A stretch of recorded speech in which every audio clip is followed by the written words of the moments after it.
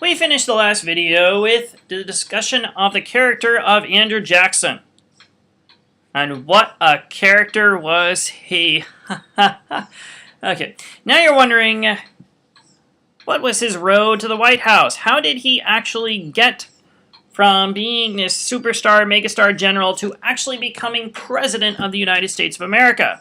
Well, the first thing is he ran for the presidency of 1824, which was a crowded race. There were many, many people running.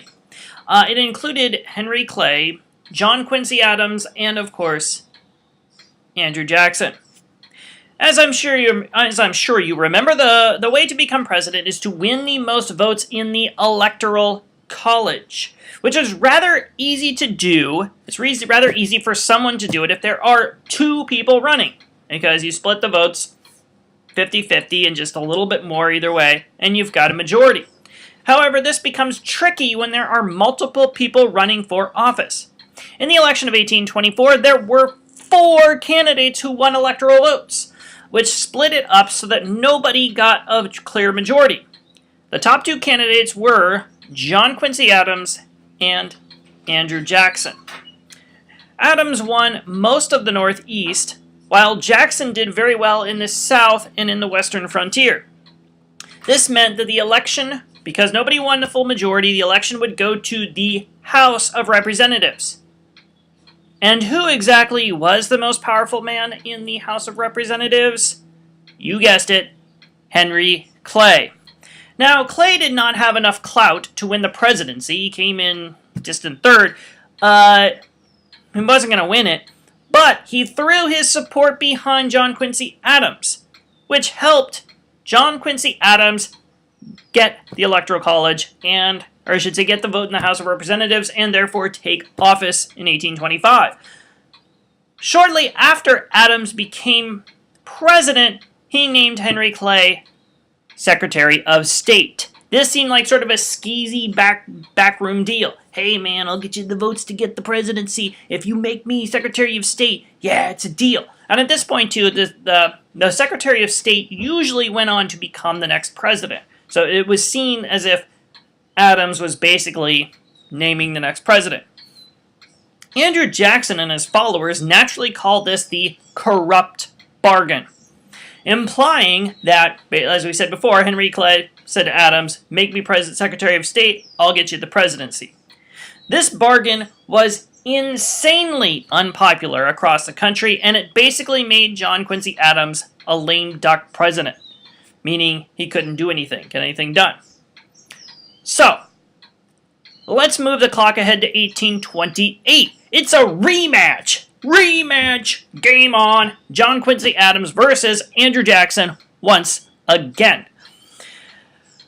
This was one of those really nasty elections. Really, really dirty politics.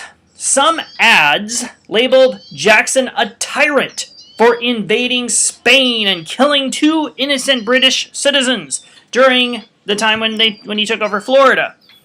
On the other hand, Jackson's supporters accused John Quincy Adams of kidnapping an American girl and selling her to the ruler of Russia. So this was not a very friendly election. Adams' supporters even brought up the fact that Jackson married his wife Rachel when she was still married to another man, and they called him a bigamist. This caused Rachel so much stress and anxiety that she actually died shortly after the election. Andrew Jackson never forgave Adams for that insult. In the end, of course, Andrew Jackson prevailed and won the election. And in this election, it had one lasting effect, one lasting legacy. And the lasting legacy was the fact that Andrew Jackson ran as a man of the people. He did not try to pretend to be more educated or better than the American people, but he ran as one of them. He tried to prove that he was a common man and that he was one of them. He went on to a major sweeping victory, and from this point on, at every election since, if you're going to run for president, you have to show that you're a man of the people, or a person of the people. You cannot appear to be above the people. You will look like you're elitist. I'm better than those people. Look at me, I'm so amazing. You cannot appear to be elitist or a snob, because then you won't get elected. And to show that Andrew Jackson was a man of the people, you can turn to his inauguration day, which was pretty exciting.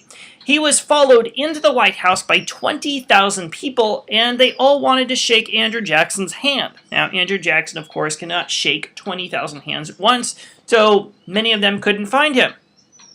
It got pretty wild. Of course, they all walked in with muddy shoes all over the beautiful White House rugs and carpets. Some people even got up and stood on fancy furniture looking for Andrew Jackson. Others just started opening all the doors to the White House, just looking for him. Glass and dishes, they were broken in the midst of this craziness. And eventually, the White House staff had to get all of these people out of the building. Now, how did they get them out of the building? Did they throw them out? Did they kick them out? No. What they did is they took a giant table outside on the White House lawn, and they put giant jugs of whiskey out there, and that did the trick. Because suddenly all the people said, oh, look, free whiskey, and they ran out of the White House looking for it. Anyways, so you can get a sense it was pretty wild. And it took several days to clean up all the mess, and the White House apparently smelled like cheese for several months. That's true. This was a huge blow to the old way of doing politics, and this is the real legacy of Andrew Jackson. Gone were the days of aristocratic gentlemen presiding over the people. And even to this day, we can see this in some of our recent elections. John Kerry lost in 2004, in part because he was not someone we'd want to hang out with. You know, he spent his days water skiing or windsurfing or something. Mitt Romney made a comment in the last election saying that we have several Cadillacs, which made him not appear to be man of the people. All these things that Andrew Jackson, out of all the things that Andrew Jackson did as president, and everything he's done in his career, his most lasting impact has been this aspect of the presidency and of politics. Now, you might be wondering, what about Andrew Jackson's presidency itself? What did he actually do?